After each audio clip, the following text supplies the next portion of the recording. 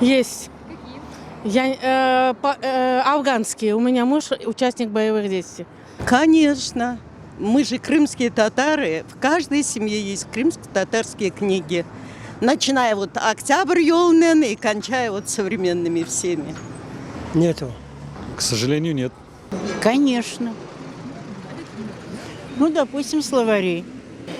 Есть Самадин Шукурджиев, 2 книги. Есть еще бывшие советские книги.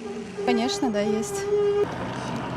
Есть с Узбекистана, вот, которые были. Есть. Да, конечно, есть.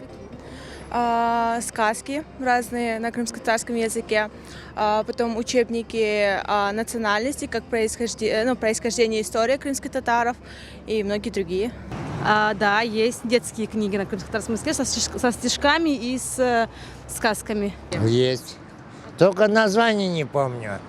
Есть словарь-переводчик. Русский, украинский, крымско-татарский. Есть. Я не помню название. Да, есть. Ну, у меня есть несколько книг на крымско-татарском, но немного. Да. Да, есть некоторые книжки, в основном сказки это.